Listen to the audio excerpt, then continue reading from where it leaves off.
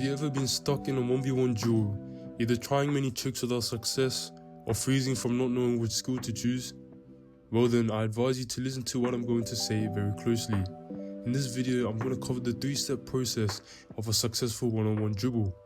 Each component is built of the previous step, so make sure you watch the entire video. So grab a pen and paper or pull up a notepad on your device, because I want you to be taking notes throughout the entire course of the video. Every good dribbler has mastered the correct angle of approach. They attack directly by driving directly at the defender. Even if the distance between attacker and defender is short, dribble at the defender with short, sharp touches. This makes the attacker a real goal threat, as they can go either side of the defender, either down the line or by cutting inside. When you are driving at the defender one-on-one, the defender can't just keep jockeying backwards, as then the attacker can shoot, so they will eventually engage by probably planting their back foot or either aggressively coming at you. This is important. You want to force the defender to engage, not the other way around. You do this by driving at the defender. Unless you're Ronaldinho or Messi, stopping the ball in most scenarios will never work out.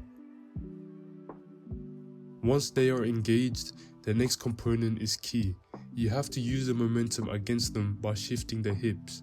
Let's look at Vinicius Junior for example. In this scenario, he's done a fake cross to cut across the defender's momentum, as he has shifted the defender's hips one way and Vinny goes the other way. In reality, this exact scenario can't really be practiced, but this is the idea of using their momentum against them.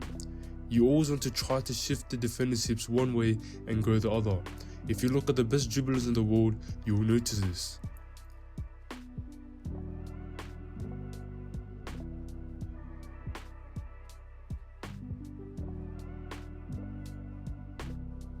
The way to perfectly execute using momentum to shift the defender's hips is to always add a trick or bait. A defender's strength is also their weakness, so use the qualities against them. For example, a sharp, fast defender can be baited into overcommitting. A slow defender who relies more on the reaction and timing can be beat by speed and shifting the hips. There are many ways to bait a defender, but let's look at a famous skill used by many footballers, the la croqueta.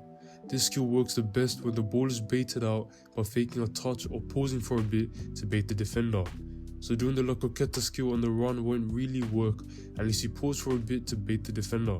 Other ways to shift the defender's momentum could be by using a stepover like Ronaldo does, a fake cross, or a body feint. Now that you have your knowledge gaps filled up, it's time to go put your notes to use. Because what's the point of having all this knowledge but you can't execute it? So start off by engaging in more football. Look for local matches or play more with your friends. This is important as you can try new skills and apply the information you now have with absolutely no pressure. To further specifically improve, practice specific skill moves or dribbles to feel more confident with the ball. The more hours you put into practicing and trying new things, the more natural football will start to become on game day. So make sure you have the first touch nice and crisp to set you up for that successful dribble. If you want some drills on how to improve your first touch, make sure to watch this video. Comment down below one thing you have learned from this video, and as always, enjoy the beautiful game.